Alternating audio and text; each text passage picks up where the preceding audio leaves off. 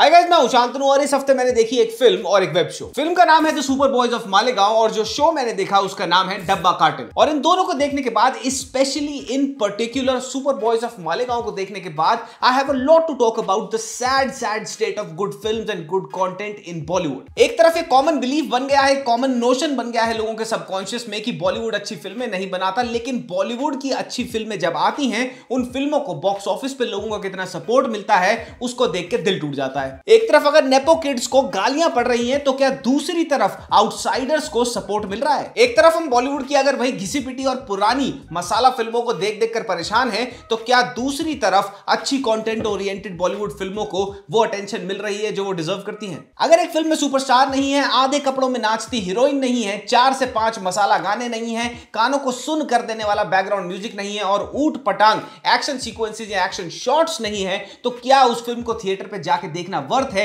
ऐसे तो क्वेश्चंस खड़े होने लग गए हैं। ऐसे बहुत सारे सवाल जिनका डायरेक्ट और डीप रीचिंग इंपैक्ट है on the future of good cinema इन बॉलीवुड पर खड़े करती है a film like super boys of Malegaon. तो कैसी है सुपर बॉयज ऑफ मालेगांव और कैसा है डब्बा कार्टल वेब शो जो नेटफ्लिक्स पे अभी आया है और शबाना आजमी जी ने इस पे काफी टाइम के बाद अपनी वापसी भी करी है, इन दोनों के बारे में आज बात करेंगे honestly saying.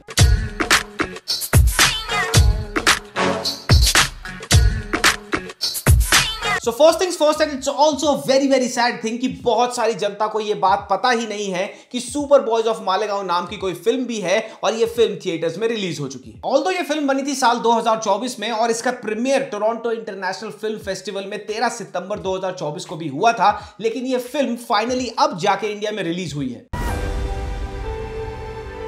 Super boys of Malegaon की कहानी कोई फिक्शन कहानी नहीं है। इनफैक्ट ये इंस्पायर्ड है एक रियल लाइफ कहानी से जो पर्दे पर देखने में जितनी सरप्राइजिंगली प्लेजेंट है, उतनी ही रियल लाइफ में सुनने में भी प्लेजेंट है। महाराष्ट्र में एक छोटा सा शहर है Malegaon and in the year 1992 यहां पे रहने वाला एक लड़का नासिर शेख फिल्में देखना बहुत पसंद करता है और फिर वो सपने देखना शुरू करता है एक फिल्म बनाने की खुद ब खुद। अरे कुछ मुकम्मल बना सकते यार हम लोग। नासिर ने फिल्मों के नाम पे आज तक सिर्फ फिल्में देखी ही हैं। फिल्म मेकिंग में उसके पास कोई डिग्री नहीं है, कोई एक्सपीरियंस नहीं है और ये फिल्म जो वो बनाना चाहता है इसके लिए उसके पास कोई इक्विपमेंट नहीं है, कोई कास्ट नहीं है, कोई डायरेक्टर नहीं है, कोई सिनेमेटोग्राफर नहीं है, यहां तक कि कोई कहानी भी नहीं है। लेकिन फिर भी वो अपने कुछ चुनिंदा दोस्तों के पास जाकर ये बात जाहिर करता है कि मेरे को एक फिल्म बनानी है, क्या तुम मेरे साथ हो या नहीं। अब ये सारे के सारे लौंडे अपने पर्सनल लाइफ और अपने सोशो इकोनॉमिक चैलेंजेस से लड़के फिल्म बना पाते हैं या नहीं बना पाते, और अगर बना लेते हैं तो उसको डिस्ट्रीब्यूट कैसे करते हैं, क्या वो हिट होती है, क्या वो फ्लॉप होती है, क्या उसके बाद कोई और ये फिल्म बना पाते हैं,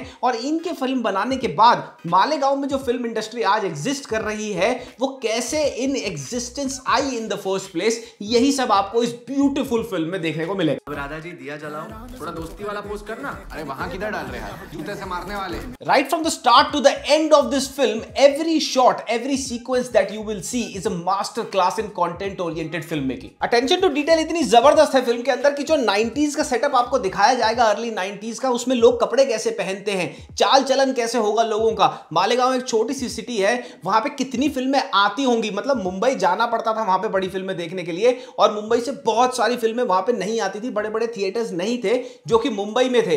तो वहां पे VHS कैसे बिकती थी और उन VHS को कैसे चॉप करके, उस जमाने में भी पायरेसी कैसे होती थी, everything has been studied. Mumbai नहीं जा सकते, मुंबई को उधर लाना पड़ेगा। कभी 4-in-1 पिक्चर का नाम सुना है? मतलब 4 अलग अलग पिक्चरों को चॉप करके, लेकिन इतनी अच्छी तरह चॉप करा हुआ है कि जो भी जंप कट लग रहा है वो मिक्स एंड मैच कर रहा है नेक्स्ट फिल्म के कट से।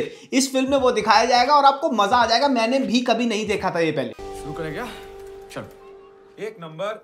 फिल्म के डायलॉग्स बहुत अच्छे हैं, लेकिन फिल्म के डायलॉग्स से भी ज्यादा अच्छी है जिस डायलेक्ट में सारी की सारी कास्ट ने वो सारे डायलॉग्स को डिलीवर किया है। अर्ली 90s और अर्ली 2000s में मालेगांव, जहां पर जो मैक्सिमम मेजॉरिटी पॉपुलेशन है वो मुस्लिम्स की है और वो लोअर तबके के मुस्लिम्स हैं, और उनकी डायलेक्ट कैसे होगा, वो कैसे आपस में बात करते होंगे, अगर उनको कोई फिल्म अच्छी लग रही है, कोई डायलॉग अच्छा लग रहा है तो वो उनकी भाषा में कैसे निकलता होगा। इसीलिए इन्होंने एक डायलेक्ट कोच को हायर किया और आप देखेंगे सारी की सारी स्टार कास्ट बहुत ही बेहतरीन तरीके से वो डायलेक्ट को डिलीवर करती है। कुछ बिना किए चले जाएंगे इस दुनिया से, चांस मिलता था ना, कुछ बन सकता था। इसे बोलते हैं कन्विक्शन टू योर आर्ट, कि भैया अगर डायलॉग भी मेरे मुंह से निकल रहा है तो उस डायलेक्ट में निकलेगा तो वो और ऑथेंटिक लगेगा, आरसीज की तरह नहीं है, हिंदी नहीं बोली जा रही उनसे मां। अगर विनीत कुमार सिंह की मल्टीपल फिल्मों में परफॉर्मेंस देख के आपको उनके लिए बुरा लगता था ना कि कितने फाइन एक्टिंग टैलेंट है लेकिन कितने ज्यादा अंडररेटेड है, then wait till you watch his outstanding performance in this film और आपको उससे भी ज्यादा बुरा लगेगा उनके लिए। फिर ना जुबान आती ना दुनिया का कायदा आता, बस लोगों का फायदा उठाना आता तुझे। विनीत को इंडस्ट्री में स्ट्रगल करते हुए इतना लंबा टाइम हो गया है कि दिल में ना एक दर्द ने जगह बना ली है उनके, और जब भी उनको कोई ऐसा रोल मिलता है ना कि आंखों से बयां करना है, अपने शब्दों से, अपनी एक्टिंग से बयां करना है उस कैरेक्टर का दर्द, तो कहीं ना कहीं Vineet reaches out for that pain with in himself and explores it, और इस रोल में भी उन्होंने वही किया है। और याद रख, राइटर बाप होता है, राइटर। आदर्श गौरव का जो कैरेक्टर है वो फिल्म की कहानी के लिए बहुत फंडामेंटल है और एक पिवटल कैरेक्टर है पूरी की पूरी फिल्म का, and he does a fantastic job of playing that role. Adarsh Gaurav और विनीत कुमार सिंह के एक साथ मल्टीपल शॉट है फिल्म के अंदर, और जो केमिस्ट्री दिखाई है दोस्ती से लेके आपसी रंजिश से लेके एक दूसरे से खफा हो जाते हैं ये दोनों फिल्म के अंदर, बहुत ही बढ़िया केमिस्ट्री है दोनों।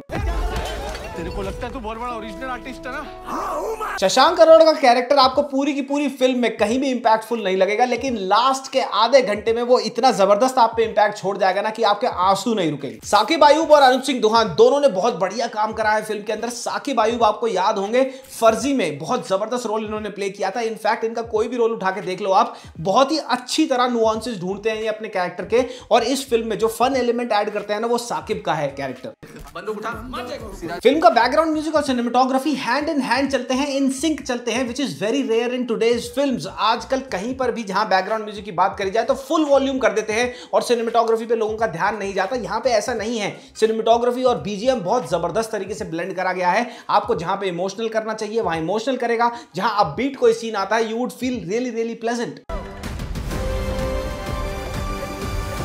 विनीत के कैरेक्टर के थ्रू फिल्म इंडस्ट्री में राइटर्स को कैसे ट्रीट करा जाता है और प्रोड्यूसर्स राइटर्स से क्या एक्सपेक्ट करते हैं, कितने कम पैसों में, उस पे भी बहुत जबरदस्त डिग्स लिए गए हैं। पिक्चरें बनाने के पैशन के साथ साथ जो कहानी में दोस्ती के डायनामिक्स को दिखाया गया है ना वो बहुत ही बढ़िया है, देखते ही बनता है वो डायनामिक स्क्रीन पे। किसी भी बंदे ने अगर अपने 3-4 दोस्तों के साथ मिलकर कोई वेंचर कभी शुरू किया होगा, they would hard relate to this कहानी। इस फिल्म की नॉन नेपो कास्ट की परफॉर्मेंस एज अ कलेक्टिव को जज करना आर्चीज की ऑल नेपो कास्ट की परफॉर्मेंस एज अ कलेक्टिव है, and you will have the answer कि इंडस्ट्री कहां जा रही है और किस गलत दिशा में जा रही है। लेकिन इस फिल्म में कुछ ऐसी चीजें भी हैं जो शायद काफी लोगों को पसंद ना आए। सबसे पहली चीज ये कि फिल्म का ट्रीटमेंट बिल्कुल भी कमर्शियल नहीं है, completely out and out art house cinema का प्रोडक्ट लगती है ये फिल्म देखने में, which personally for me is not at all a problem. लेकिन जिस हिसाब से इस फिल्म की कहानी है, रूटेड कहानी है, एकदम गलियों से निकली हुई कहानी है, मिट्टी से जुड़ी कहानी है, अगर इसको थोड़ा सा कमर्शियल और बना देते तो बहुत ज्यादा एम्पलीफाई हो सकती थी थिएटर्स में। दूसरी चीज, फिल्म की कहानी लोगों को थोड़ी स्लो पेस लग सकती है क्योंकि कहानी खाली फिल्म मेकिंग के फन एस्पेक्ट्स पे ही कि भैया 4 लौंडे इकट्ठे होकर फिल्म बना रहे हैं तो कितना मजा आएगा,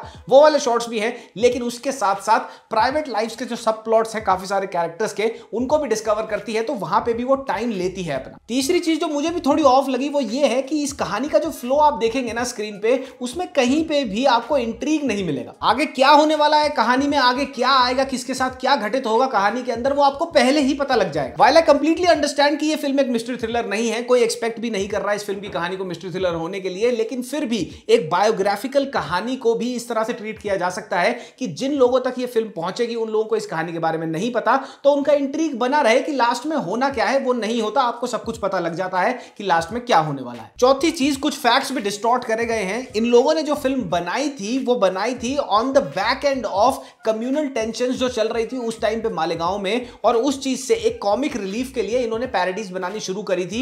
वो कम्युनल टेंशंस के बारे में टच अपॉन भी नहीं करा गया है कहानी में, जो मुझे थोड़ा अजीब लगा। तो ओवरऑल मैं यही कहूंगा सुपर बॉयज ऑफ मालेगांव के बारे में कि फैंटास्टिक थिएटर एक्सपीरियंस आपको ये देगी, और बहुत अलग तरीके का थिएटर एक्सपीरियंस है जो आजकल चल रहा है वैसा नहीं है। और इस फिल्म के साथ भी थिएटर पे क्या होगा जो हर अच्छी कंटेंट ओरिएंटेड फिल्म के साथ होता है, या तो वो री रिलीज पे हिट होती है या तो फिर वो अंडररेटेड ही मर जाती है। ये फिल्म इंस्पायर्ड है और ड्यू क्रेडिट्स भी देती है 2008 की एक डॉक्यूमेंट्री फिल्म आई थी सुपरमैन ऑफ मालेगांव से। रीमा कागडी इस फिल्म की डायरेक्टर है and overall she has done a fabulous job. अब हमारी जिम्मेदारी है कि यार ऐसी फिल्मों को रिकॉग्निशन तो दिलाओ, 200 500 600 करोड़ रुपए नहीं तो कम से कम इतना पैसा तो ये बना जाए कि इनके मेकर्स को प्रोत्साहन मिल जाए, एनकरेजमेंट मिल जाए कि ऐसी फिल्में और बन सकती हैं, ऐसी फिल्मों के लिए भी जगह है। मालेगांव के बाद मैंने देखा नेटफ्लिक्स पे आया नया डब्बा कार्टन।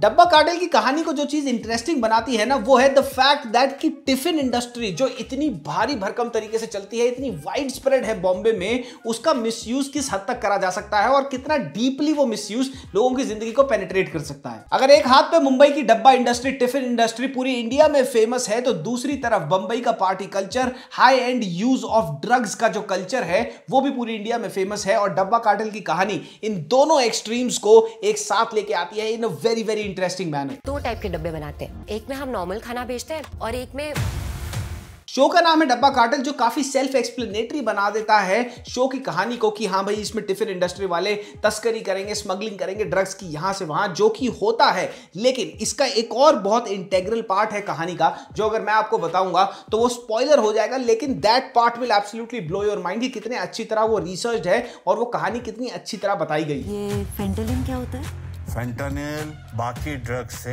10 गुना ज्यादा एडिक्टिव होता है। 7 लंबे लंबे एपिसोड हैं इस शो के, जिसका मतलब यह है कि कहानी को बहुत अच्छी तरह कुक करा गया है। पहले 3 एपिसोड देखते हुए सही बताऊं तो मेरे को इतना कोई इंट्रिग डेवलप नहीं हो रहा था, मुझे लग रहा था कि बहुत ही बिलो एवरेज सी कहानी है, लेकिन I powered through those 3 episodes और चौथे से लेकर 7वें तक बहुत ही जबरदस्त हो जाती है कहानी। शो में बहुत ही थ्रिलिंग ट्विस्ट एंड टर्न्स है जिनको देखने में आपको मजा आएगा। बहुत सारे एपिसोड्स में आप गेस नहीं कर पाएंगे कि आगे क्या होने वाला है, लेकिन हाँ हीरो और एलिवेशन शॉट्स मिसिंग हैं। जैसे पाताल लोक में और भी बहुत सारे शोज में कुछ ऐसे शॉट्स होते हैं जो आपके साथ चिपक के रह जाते हैं, you would not forget them and you would also see them on the internet as memes. इस शो में वो बहुत ज्यादा लैकिंग है, बट मेरे हिसाब से that is not a make or break. Real life में क्या चल रहा है? Varuna, not now. Then when you get arrested? Absolutely fantastic female cast है शो की। ज्योतिका, शबाना आजमी, अंजलि आनंद, शालिनी पांडे, निमिषा सजायन और साई तमांकर, इन सारी की सारी फीमेल कास्ट ने बहुत ही जबरदस्त काम किया। I personally absolutely love a show और अ फिल्म जहां पे फीमेल कैरेक्टर्स को ना डम डाउन नहीं करा जाता, उनको सोशल नॉर्म्स के हिसाब से नहीं लिखा जाता। इनफैक्ट उनको दिखाया जाता है that they can be strong and equally smart and in fact outrun main. जब तक हम ये डब्बे का बिजनेस करते रहेंगे ना, चवान नचाता रहेगा हमें। और इस शो में वही होता है। शबाना आजमी जी का जो कैरेक्टर है, ऑल्दो उनकी जो मुझे परफॉर्मेंस है इतनी कोई बहुत आउटस्टैंडिंग नहीं लगी, I was may be expecting a lot, लेकिन उनका जो कैरेक्टर लिखा गया है ना वो बहुत ही भारी भरकम है और अच्छा लगता है। माल तेरा होगा लेकिन मार्केट मेरा है। स्टेक्स हाई हैं और साथ ही जो कैरेक्टर्स में आप इमोशनल डेप्थ देखेंगे वो भी काफी अच्छी तरह से लिखी गई है और सारी की सारी कास्ट ने उस डेप्थ को बहुत अच्छी तरह कन्वे भी किया है। गजराज राव साहब इकलौते ऐसे मेल कैरेक्टर है इस पूरे शो में जो बहुत आउटस्टैंडिंग परफॉर्मेंस जिनकी मुझे लगी, और मेरे ख्याल से वो कोई भी कैरेक्टर को अंडर परफॉर्म कभी करते ही नहीं। और यू नो